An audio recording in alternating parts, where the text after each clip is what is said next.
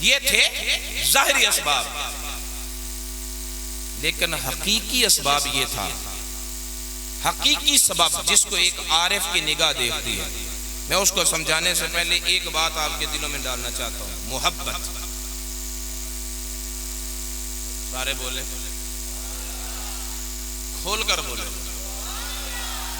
وہ نہ بولے جس کو محبت ہوئی نہیں۔ جس کو محبت ہوئی ہے اسے دل کھول کے بولنا چاہیے۔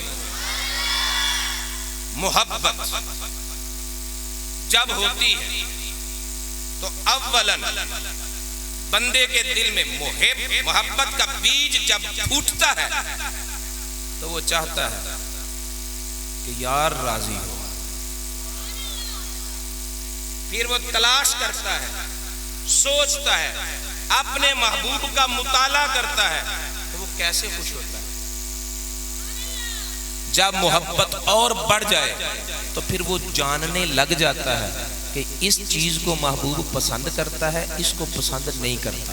اول مرحلے میں اس کی طلب ہوتی ہے، اگلے مرحلے میں اس کو پتہ چل جاتا ہے کہ اس چیز کو پسند کرتا ہے، اس چیز کو پسند نہیں کرتا۔ تیسرے مرحلے پر یہ ہوتا ہے کہ محبوب کے ذہن میں جو خیال آتا ہے محب اس خیال کو بھی پڑھ لیتا ہے۔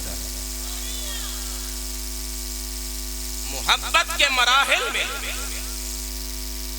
ایک مرحلہ تو یہ ہے کہ محبوب کی مرضی پر عمل کیا جائے، لیکن جب محبت کے درجے اور بڑھ جائے تو پھر مرحلہ یہ ہوتا ہے کہ محبوب کا ارادہ ہوتا ہے اور محب اس ارادے پر پورا اترتا ہے۔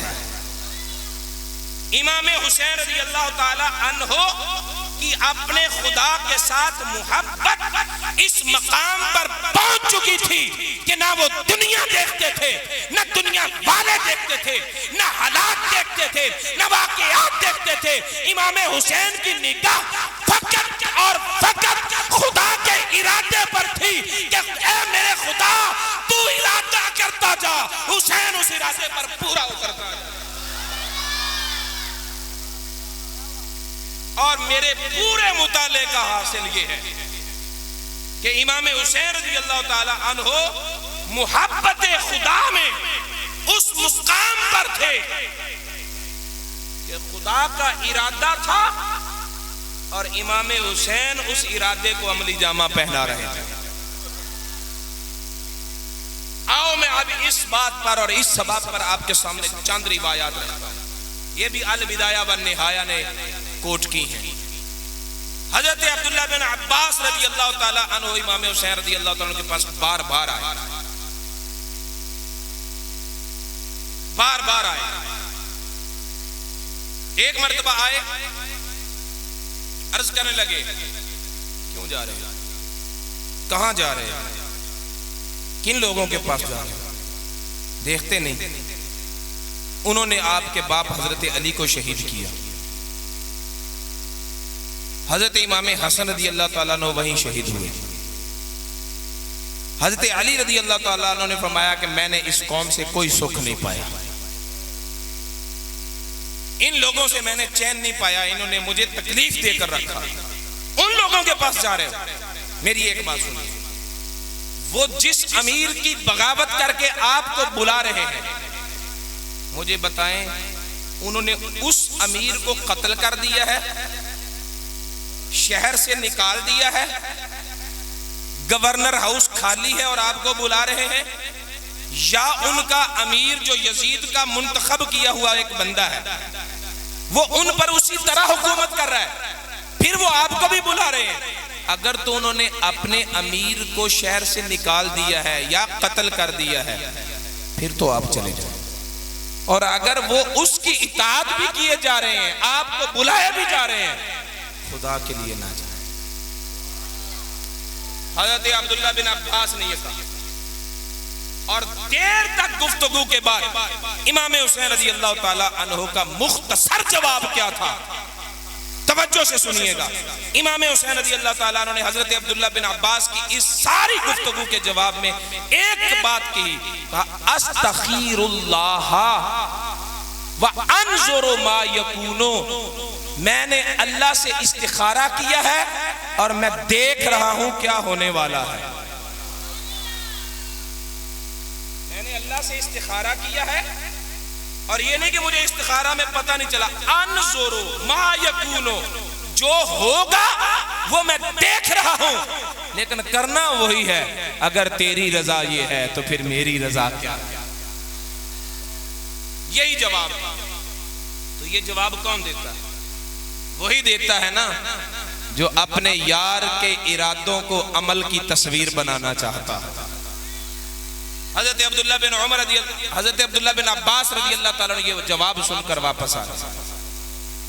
عبداللہ بن زبیرہ کہنے لگے امام حسین جانا نہیں بنتا، جانا نہیں بنتا.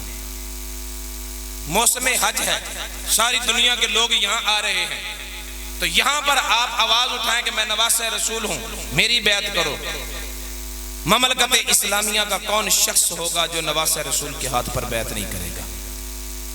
اور آپ کی بیعت کے ہوتے ہوئے کون ہے جو یزید کی طرف جائے گا؟ امام حسین رضی اللہ تعالیٰ عنہ نے ساری گفتگو سننے کے بعد عبداللہ بن زبیر کو جو جواب دیا وہ یہ تھا کہ میں دنیا کے کسی کونے پر بھی شہید کر دیا جاؤں یہ زیادہ پسند ہے، میری وجہ سے مکے کی بے حرمتی ہو یہ پسند ہے. میں اس بات کو نہیں پسند کرتا کہ میری وجہ سے شہر مکہ کی بے حرمتیاں ہوں. تو حسین اس ہستی کا نام ہے جو مدینے کے تقدس کا بھی محافظ ہے. حسین اس ذات کا نام ہے جو مکے کی حرمت کا بھی محافظ ہے. جو حرمتوں کا محافظ ہے وہ حسین ہے، اور جو حکومت کے نشے میں ہر عزت کو تار تار کر رہا ہے وہ یزید ہے. اور واقعہ حرہ میں یہ ثابت بھی ہوا کہ اس نے نہ مدینے کی حرمت کو پیش نظر رکھا نہ مکے کی عزت کو پیش نظر رکھا. میرا یہ موضوع نہیں، میں اس طرف آتا نہیں. حضرت امام حسین رضی اللہ تعالیٰ نے جب یہ جواب دیا، عبداللہ بن زبیر کہنے لگے کہ کون ہے جو مکے کی عزت کو آپ کے ہوتے ہوئے پامال کرے گا؟ آپ نے فرمایا میں نے اپنے باپ سے سنا، میرے باپ نے میرے نانا سے سنا. فرمایا کہ ایک بکری ذبح کی جائے گی مکہ میں جس کے خون سے دیوار کعبہ کی بے حرمتی ہوگی، میں نہیں چاہتا کہ وہ بکری میں بنوں. عبداللہ بن زبیر فرما رہے ہیں کہ تیرے ہوتے ایسا ہو نہیں سکتا. امام حسین فرماتے ہیں کہ جو میرے نانے کی زبان سے نکل گیا ہے وہ ہو کے رہنا ہے، وہ ہو کے رہنا ہے. تو جو امام حسین رضی اللہ تعالیٰ عنہ کے محبت کرنے والے تھے ان کی نگاہ حالات پر تھی، امام حسین رضی اللہ تعالیٰ کی نگاہ اس ذات پر تھی. امام حسین کی نگاہ اس ذات پر تھی. حضرت عمرہ بنت عبد الرحمن نے خط لکھا، خاتون مکہ، عمرہ بنت عبد الرحمن خط لکھا امام حسین رضی اللہ تعالیٰ کی طرف. فرمایا کہ حضور نہ جائیں، اس لیے کہ میں نے سیدہ عائشہ سے سنا ہے. سیدہ عائشہ صدیقہ رضی اللہ تعالیٰ عنہ فرماتی ہیں کہ میں نے رسول اللہ صلی اللہ علیہ وسلم سے سنا ہے کہ میرا یہ بیٹا حسین کربلا کی سرزمین پر شہید کر دیا جائے گا. تو یہ کربلا وہی علاقہ ہے جدھر آپ جا رہے ہیں، تو نہ جائیں کیونکہ ادھر آپ کی شہادت ہے. امام حسین رضی اللہ تعالیٰ نے اس کے خط کے جواب میں جو خط لکھا البدایہ والنہایہ میں ہے، امام حسین نے فرمایا لا بد لی، میرے لیے ممکن ہی نہیں کہ میں اپنی شہادت گاہ پر نہ جاؤں. یعنی امام حسین رضی اللہ تعالیٰ کو پتا تھا کہ میں اپنی شہادت گاہ کی طرف جا رہا ہوں. مسرعی کے لفظ ہے، مسرع جس جگہ پر کسی کو قتل کیا جائے اس جگہ کو مسرع کہتے ہیں. امام حسین فرماتے ہیں کہ میرے لیے بہت ضروری ہے کہ میں اپنی قتل گاہ کی طرف جاؤں. یہ آپ نے اس خط میں لکھا. تو پھر اس خط سے کیا پتہ چلتا ہے؟ یہی پتہ چلتا ہے کہ ظاہری اسباب اپنی جگہ، امام حسین اپنے محبوب حقیقی کے ارادوں پر چل رہے تھے. ارادوں پر. ابو بکر بن عبد الرحمن بن حارث بن ہشام حضرت امام حسین رضی اللہ تعالیٰ عنہ کے پاس آیا اور آ کر عرض کرنے لگا کہ حضور کوفے والے اچھے نہیں ہیں. جو ان کے دل میں آیا امام حسین رضی اللہ عنہ کی بارگاہ میں عرض کیا. جس طرح منا سکے منا یہ رہے تھے کہ حضور آپ نہ جائیں. امام حسین رضی اللہ عنہ نے فرمایا کہ میں نے جانا ہے، میں نے جانا ہے. اب ابو بکر بن عبد الرحمن بن حارث بن ہشام کہتے ہیں کہ نحتسب ابا عبد اللہ عند اللہ، خدا کی قسم ہے جب حسین بولتا تھا ہمیں یوں لگتا تھا کہ رب کے پاس بیٹھ کر باتیں کر رہا ہے. نحتسب ابا عبد اللہ عند اللہ، ہم یہ محسوس کرتے تھے کہ ابو عبداللہ یہ امام حسین کی کنیت ہے، عند اللہ ہے، وہ اللہ کے پاس ہے جو باتیں کر رہا ہے. یعنی آپ کے اس قرب کو اور قرب بھری باتوں کو اور باتوں کی رقت اور انداز کو لوگ بھی یہ سمجھتے تھے کہ امام حسین خود نہیں بول رہا،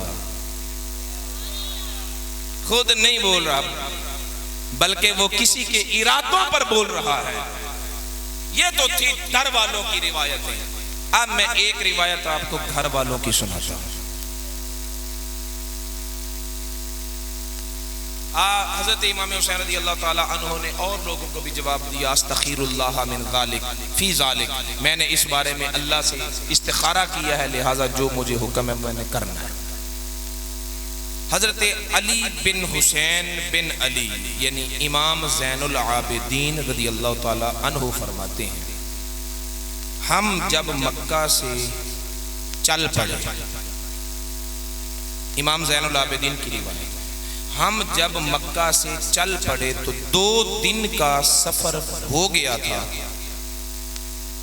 امام حسین رضی اللہ تعالی عنہ کے بھانجے سیدہ زینب سلام اللہ علیہا کے بیٹے اون اور محمد رضی اللہ تعالی عنہما وہ آئے اپنے والد کا خط لے کر. حضرت اون و محمد آئے اپنے والد عبداللہ بن جعفر کا خط لے کر.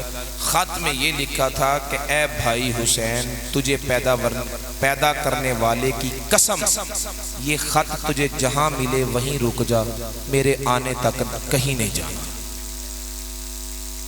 میرے آنے تک کہیں نہیں جانا، یہ خط تجھے جہاں ملے وہیں رک جا.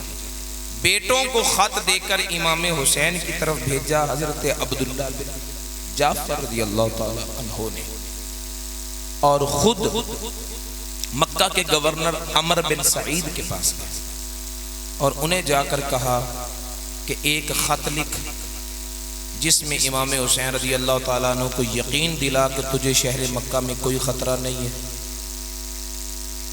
حکومت کی طرف سے کوئی دباؤ نہیں ہوگا، بیعت یزید کی کرو یا نہ کرو، ہمیں اس سے کوئی سروکار نہیں، یہ تمہارا معاملہ ہے، یزید کا معاملہ ہے، ہم تجھے کسی طرح کی کوئی تکلیف نہیں دیں گے، لہٰذا واپس مکے میں آ جاؤ. یہ عبداللہ بن جعفر نے مکہ کے گورنر عمر بن سعید سے کہا. عمر بن سعید نے عبداللہ بن جعفر سے کہا کہ جو تیرا دل کرتا ہے لکھ، میرے پاس لے آ، میں اس پر مہر لگا دوں گا. عبداللہ بن جعفر رضی اللہ تعالی عنہ نے اپنی مرضی کا عمر بن سعید کی طرف سے خط لکھا حضرت امام حسین رضی اللہ عنہ کے نام. عمر بن سعید نے اس پر اپنی مہر لگائی. پھر حضرت عبداللہ بن جعفر کہنے لگے کہ میرا بھائی حسین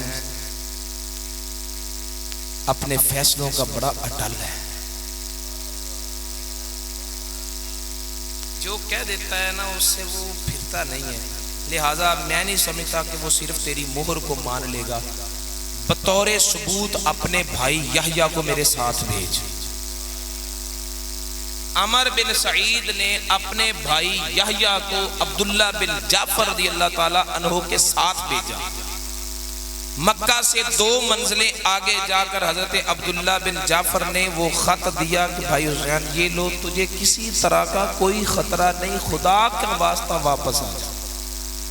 عبداللہ بن جعفر کا یہ لفظ تھے کہ اگر ان حلقتا توفع نور الاسلام، اے بھائی حسین اگر تو شہید ہو گیا تو اسلام کا نور بجھ جائے گا. یہ عبداللہ بن جعفر کے لفظ کہ اگر تو شہید ہو گیا تو اسلام کا نور بجھ جائے گا، لہذا واپس آ جا، تیری بڑی ضرورت ہے. اب حضرت امام حسین رضی اللہ تعالیٰ عنہ کا جواب سنیے. اب حضرت امام حسین رضی اللہ تعالیٰ نے بھائی عبداللہ بن جعفر کے ہاتھ پکڑے اور فرمایا رات مدینے کا تاجدار آیا تھا. اونچی آواز میں ذرا، اونچی آواز میں. اے بھائی رات مدینے کا تاجدار آیا تھا، میرا نانا آیا تھا، انہوں نے مجھے کہا ہے جو کہا ہے وہ میں نے کرنا ہے.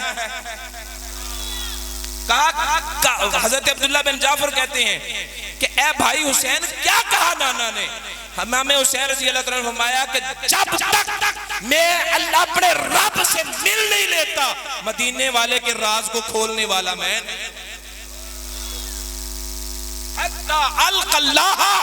فرمایا یہ راز میں نہیں ظاہر کروں گا یہاں تک کہ اللہ پاک سے مل جاؤں. اب بتاؤ امام حسین کو کوئی بھول تھی؟ اگر حضرت امام مسلم بن عقیل کے خط نے آپ کا سامان سفر تیار کروا کے مکے سے اٹھایا تھا، وہ تو راستے میں ہی پتا چل گیا تھا کہ امام مسلم بن عقیل شہید ہو گئے ہیں. پھر امام واپس کیوں نہیں آئے؟ واپس اس لیے نہیں آئے کہ ظاہری اسباب اپنی جگہ، حقیقی سبب یہ تھا کہ امام حسین رضی اللہ تعالی عنہ کی نگاہ قضاء و قدر خدا تعالی پر تھی، اور امام حسین اپنے رب کی معرفت اور محبت اور قرب میں اس مقام پر تھے کہ خدا ارادہ کر رہا تھا اور امام حسین ان ارادوں کو پورا کر رہا تھا. اب سوال یہ پیدا ہوتا ہے کہ رب تعالیٰ نے یہ ارادہ کیوں کیا؟ پتہ جو تھا کہ امام حسین ٹلنے والا نہیں. بولو تو صحیح. رب تعالیٰ کو نہیں پتا تھا کہ حسین جو قدم اٹھا دیتا ہے اسے پورا کرتا ہے، بات کا سچا ہے، قول کا پکا ہے. تو کیوں اللہ رب العزت نے یہ ارادہ کیا؟ اس لیے میرے رب تعالیٰ نے ارادہ کیا کہ دنیا والوں تمہاری نگاہ فقط دنیا پر ہے، لیکن میرا رب چاہتا تھا اتنا پیارا حسین ہے، اور میں نے حسین کے نانا کی زبان سے کہلوایا ہے جو میری راہ میں مارا جائے اسے مردہ کہنا نہیں. میں نے حسین کے نانا کی زبان سے کہلوا دیا ہے، قرآن کا قانون بنا دیا ہے کہ جو میرے راستے میں میری رضا اور خوشنودی کے لیے اپنی جان دے دے اسے مردہ کہنا نہیں. کہنا تو ایک طرف، اسے اپنے دماغ میں سوچنا بھی نہیں، خیال بھی نہیں کرنا کہ یہ مردہ ہے. میرے رب نے فرمایا کہ دنیا سے تو ہر ایک نے جانا ہی جانا ہے، میں امام حسین کے لیے ایسا ارادہ کروں گا تاکہ قیامت تک کوئی میرے حسین کو مردہ کہے.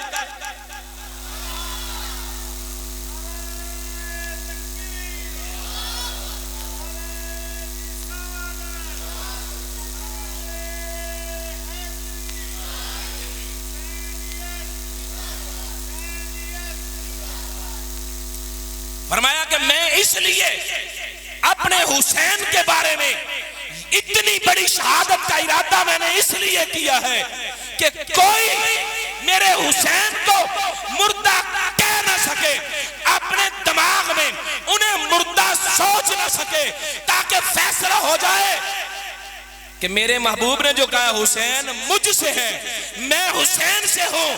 پتہ چل جائے نہ حسین مرا ہے نہ حسین کا نانا وہ بھی زندہ ہے. بریلی کے تاجدار نے تبھی تو کہا تھا تو زندہ ہے واللہ. بریلی کے تاجدار نے لکھا ہم نے پڑھا، لیکن امام حسین نے اپنا خون دے کے کربلا میں کہا نانا جان آپ کی زندگی پر لوگ انگلیاں اٹھائیں گے، لیکن میں ثابت کر رہا ہوں تو زندہ ہے واللہ، تو زندہ ہے واللہ۔ پہلے سے لے کر آخر تک نہ سارے لوگ یک زبان بولیں تاکہ یہ عقیدہ اپنے دلوں میں لے کر جائیں، تو زندہ ہے واللہ۔ میرے نبی نے فرمایا حسین مجھ سے، میں حسین سے، میں حسین سے، حسین مجھ سے، تو میرے رب تعالیٰ نے اتنی بڑی شہادت امام حسین کو دے کر فرمایا کہ حسین میرے نبی سے ہے، میرا نبی حسین سے ہے۔ ایک زندہ ہو دوسرا مر جائے، ہو سکتا ہی نہیں۔ فرمایا نانا جان میں آپ کی زندگی کو اپنے خون سے ثابت کروں گا، تو زندہ ہے واللہ۔ میرے چشم عالم سے چھپ جانے والے، میرے چشم عالم سے،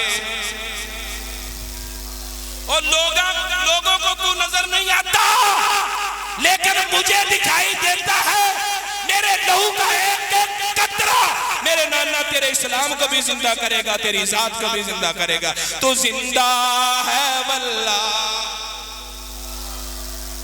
میرے چشم عالم سے چھپ جانے، تو میرے دوستو حقیقی سبب یہ تھا امام حسین رضی اللہ تعالیٰ عنہ کی شہادت کا، واقعہ کربلا کا، کہ امام حسین کی نگاہ اس ذات پر تھی۔ موضوع امام حسین کا ہے۔ میرے رب نے فرمایا لا تحسبن الذین قتلوا فی سبیل اللہ امواتا، جو میری راہ میں فوت قتل کر دیے جائیں سوچنا بھی نہیں کہ وہ مر گئے، بل احیاء، بلکہ وہ زندہ ہیں۔ جو زندہ ہوتا ہے وہ کہیں تو ہوتا ہے، جو زندہ ہوتا ہے وہ کہیں تو ہوتا ہے، کوئی سمندری میں، کوئی فیصل آباد میں، کوئی ساہیوال میں، جو زندہ ہے وہ کہیں تو رہتا ہے۔ توجہ ہے؟ تو حسین جو زندہ ہے، ویسے یہ آیت تو ہر شہید کے بارے میں ہے، آج کا موضوع جو امام حسین ہے تو ہم نام امام حسین کا لیں گے۔ یا اللہ حسین جو زندہ ہے تو رہتا کہاں ہے؟ فرمایا عند ربہم، اپنے رب کے پاس۔ فرمایا وہ زندہ ہے، یا اللہ رہتا کہاں ہے؟ فرمایا رب کے پاس، جہاں رب ہے وہاں حسین ہے۔ اللہ نے ایڈریس دے دیا، یا اللہ تو کہاں ہے؟ فرمایا مشرق میں، مغرب میں، شمال میں، جنوب میں، تحت میں، فوق میں، ادھر ادھر ای میں، جہاں بھی دیکھو میں موجود ہوں، جہاں میں ہوں۔ دنیا کا کون سا کونا ہے جہاں حسین نہیں؟ دنیا کا کون سا خطہ ہے جہاں حسین نہیں؟ لہٰذا اللہ رب العزت نے ایڈریس دے دیا، وہ میرے پاس ہے۔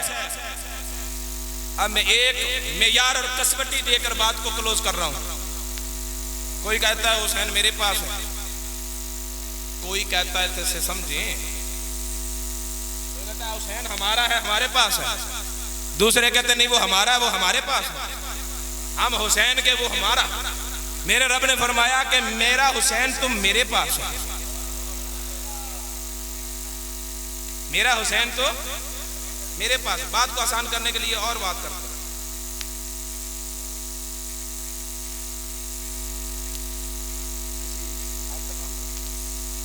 محمد رمضان صاحب کے بارے میں قبلہ مفتی صاحب کہیں کہ رمضان میرے پاس ہے، اور میں کہوں کہ میں رمضان کے پاس ہوں، تو پھر لازمی نتیجہ تو یہ ہے نا کہ میں مفتی صاحب کے پاس ہوں۔